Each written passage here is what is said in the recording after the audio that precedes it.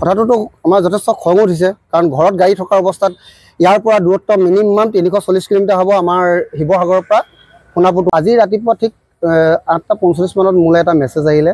মেছেজটো মই খুলিয়ে চালোঁ, দেখিলোঁ এটা টোল গেটৰ পৰা আহিছে মেছেজটো, সোণাপুৰ যিখন টোল গেট গুৱাহাটী সেইখনৰ পৰা আহিছে। মেছেজটোত দেখিলোঁ মই 140 টকা পিছত মোৰ গাড়ীখনৰ এগেইনষ্টত কাটিছে টোল প্লাজাত। তাৰ কথা হ'ল কি, আচৰিত কথা হ'ল কি, গাড়ীখন বৰ্তমান মই শিৱসাগৰ, মোৰ ঘৰ ঘিলাগুৰিত, বেতবাৰীৰ কাষতে। মোৰ গাড়ীখন মোৰ ঘৰৰ গেৰেজতে আছে, ময়ো ঘৰতে আছোঁ। অথচ মোৰ পইচাটো তাত কিয় কাটিলে সেই বুলি মই কি কৰিলোঁ, টোল প্লাজাত মই এবাৰ ফোন কৰিলোঁ। তেখেতলোকে মোক ফোনত ক'লে যে ঠিক আছে, এইটো আমি আপোনালোকৰ কমপ্লেইনটো ৰাখিছোঁ, আপুনি এবাৰ বেংকত ফোন কৰক। বেংকত ফোন কৰিলোঁ, বেংকে মোক ক'লে যে এইটো আমাৰ কিবা ৱেডাৰৰ কাৰণে আমাৰ অলপ প্ৰব্লেম হৈছে, কিবা ধূলি মাকতি লাগিলে স্কেনাৰবিলাকত অকণমান আমাৰ অসুবিধা এটা হৈছে, তাৰ কাৰণে এইটো আমাৰ বাই মিষ্টেক হৈ গৈছে, তাৰ কাৰণে আপুনি বেয়া নাপাব, আপুনি আপোনাৰ পইচাটো আমি ৰিটাৰ্ণ কৰি দিম উইদিন 2 ডেইজৰ ভিতৰত।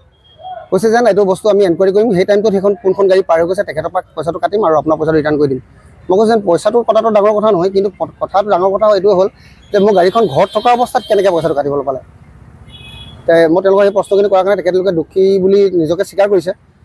কৰাৰ পাছত তেখেতলোকে পইচাটো ঘূৰাই দিয়া মোক প্ৰতিশ্ৰুতি দিছে। কিন্তু মোৰ কথাটো হ'ল কি, আজি মোৰ কাটিছে 140 টকা পইচা ডাঙৰ কথা নহয়। যদি আমাৰ অসমৰ ৰাইজৰ যদি 1000জনক কাটি দিয়ে 1,40,000 টকা এদিনত কাটিব। সেই কথাষাৰ আমি চিন্তা কৰাটো উচিত।